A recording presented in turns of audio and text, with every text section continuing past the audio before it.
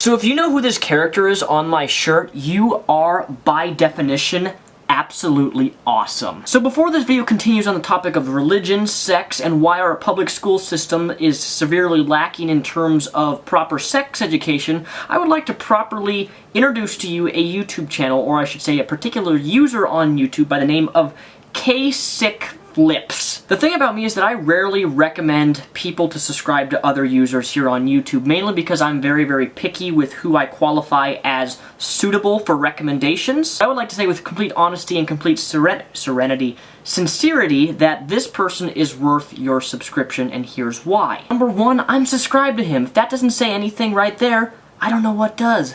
Number two, he's Egyptian. I mean, let's be realistic here. How many 100% Egyptian people do we have on YouTube who actually can speak English? Number three, he has smooth black hair, which just makes you want to run your hands through his head. Final two reasons why you should subscribe to him is, number one, he's actually a friend of mine, and number two, we've actually made videos on the exact same topics before. I'm not sure how many of my subscribers remember this, but I made a video about a year ago on the topic of 11-year-old boy was stripped naked by these young girls, and that he was pretty much stripped all of his clothes, and he was basically sexually assaulted and bullied by these girls, stripping him naked in public. And I actually found out about this story by Kasich. If it wasn't for that user exposing me to that story, my video probably would not have gotten 180,000 views, and from that video alone, I gained over 2,000 subscriptions. So thank you, Kasich Flip, for doing what you do best, making videos on YouTube. And just to give you a short little 30-second demo of the content that he makes, here's a clip. So why are you voting for that presidential candidate? Oh, well, I read this one article online, so I'm kind of really informed, and you should value everything I say. Oh, well, I saw this 15-second ad on YouTube, so I'm kind of really informed, and you should value everything I say. Oh, well, I watched this debate the other day, and I kind of just picked who was right for me. Though I didn't do any research to make sure they weren't bullshitting me, I'm kind of a really good judge of character, so I'm kind of really informed, and you should value everything I say. Oh, well, I hated the other person that was running, so I did biased research to help perpetuate my stance, so I'm kind of really informed, and you should value everything I say. Let's talk about sex. Boy, wasn't that a big transition, talking about presidential debates, and now we're talking about sex. The power of YouTube. But honestly, sex, religion, and abstinence. This is a topic I haven't really discussed on my channel. Well, I've talked about sex and religion, but I haven't talked about it in this particular perspective. So I grew up in a Baptist church, and in this church, the topic of sex really was not talked about very much. And I feel as if my old church and many other churches in today's society seem to look at the topic of sex as something that's dirty. That it is something that children, teens shouldn't be talked about. Even in sermons and when pastors get up to speak on the topic, a lot of pastors try to avoid the topic of sex. I don't know the exact reasoning as to why they think that sex is somehow the forbidden three-lettered word that you shouldn't be named, but I strongly disagree with churches who do not teach sex, which don't talk about sex, who don't want to touch the subject. I think the subject of sex in church needs to be talked about. Now, the interesting thing is that when sex is talked about in churches, it is usually talked about in the context of the Bible, meaning that the Bible is preaches that premarital sex is wrong, and that you shouldn't have sex before marriage, and that having sex is for the marriage bed only. Now, whether you believe that or not, I guess one could say that the Bible is in fact teaching abstinence to the churches who actually talk about sex in the context of religion and the Bible. But honestly, my problem is not that churches are teaching that you shouldn't have sex until marriage. It's the fact they don't teach people how to have proper sex. They just teach abstinence. Don't have sex, don't do this, don't do that. But they never talk about, well, if you want to have sex, these are the things that you should do in order to protect yourselves. Use a condom, you know, not the morning after pill, birth control, you know, these things. But in some religions, women are not allowed to use birth control. I understand that. And what really annoys me is that this is not just a church or religious thing. There are tons and tons of public schools in our American education system today that stress on the point of remaining abstinence until you're abstinent until you are married. In other words, not having any sexual activity. In other words, waiting for yourself till you're married to have sex.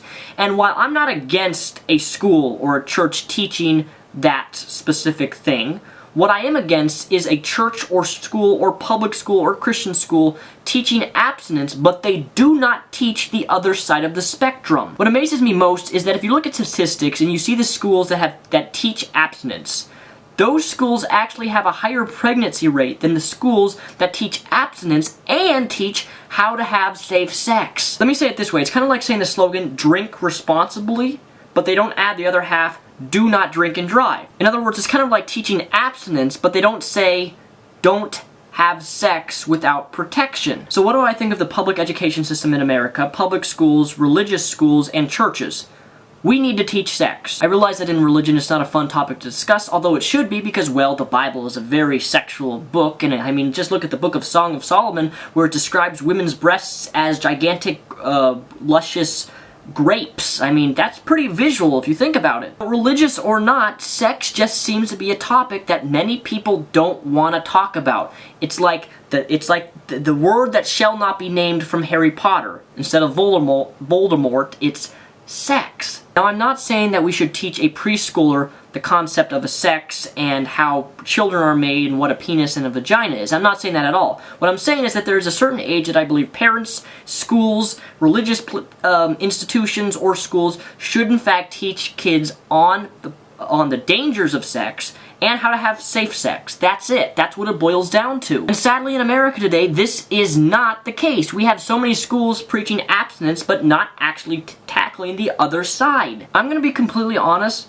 Until I was about 13, 14, 15, I really had no idea on how the process of sex went about, much less I was not even familiar with how a child is actually conceived through the act of a man sticking his penis inside of a vagina, the man ejaculating sperm, and getting the woman pregnant. There is an age where this needs to be taught. Schools, religious schools, churches, whatever it is, these need to be talked about, and we shouldn't be hiding our children, or I should say teens, from this. I mean, really, let's just look at the show 15 and Pregnant. Do we really want girls and guys having sex younger and younger and younger and younger, and pretty soon we're going to have people, I mean, I believe a girl can conceive a child, depending on how she grows through puberty, she can conceive a child at 10 or 11 years old. The last thing we need is more young teenagers having children and using their children as their little honey boo boo toys that they can dress up, make up, and make and sexualize their own little children, because that's what the show 15 and Pregnant does. It sexualizes children. They look at their daughter as this, or son as this little toy to show off on TV. Look, I got pregnant, I'm gonna have a baby, and I'm making money off of this. We are a sick, perverted society, and we need to stand up and we need to talk about issues that need to be talked about. That's one of the reasons why I talk about a lot of things on my channel that people don't want to hear, or people don't think I should talk about. And now it's time to get personal. Not for you, but for me. So a common question I get is why I'm a virgin. And while I have many, many, many, many reasons as to why I am a virgin and why I don't plan on having sex until I am married, I believe that my reasoning is rather logical, and let me explain to you why. I'm a very physical, affectionate person. I like to be intimate with people, not necessarily sexually, but just in terms of physical. If I like a girl and I start hanging out with her a lot and doing activities with her and I find her attractive, I will very quickly start to develop feelings for her. After our dating relationship grows and grows and develops even further, I then will in fact use the words, I love you. Once this happens, the relationship to me is very, very serious. And because I'm someone who easily gets physically attached to someone, I realized that if I was to have sex with a woman who I did not care about or do care about, that I would, in fact, develop an emotional, physical connection with that person. And the last thing I want to do is to have sex with a woman who, number one, I don't care for, or number two, doesn't care for me, or number three, have sex with a woman who I truly love and care for and she loves and cares for me, but then the relationship doesn't work out.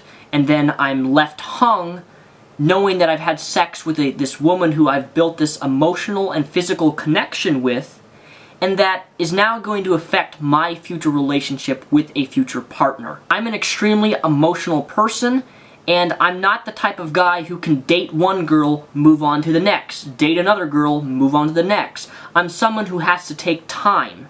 And I realized that if I was to have sex with multiple different women, I would be very, very confused. I wouldn't know if I cared for this girl, if I cared for that girl, and quite frankly, I don't want to put any more baggage in my individuality or personal being as I already have from my past. So the last thing I want to do is have sex with numerous different women simply because I love them or date them, which is why I would rather wait till marriage in order to do the act of sex. So you don't have to accept it, you don't have to respect it, but with all means, that's just what I believe personally about myself, and that's one of the reasons why I'm a virgin.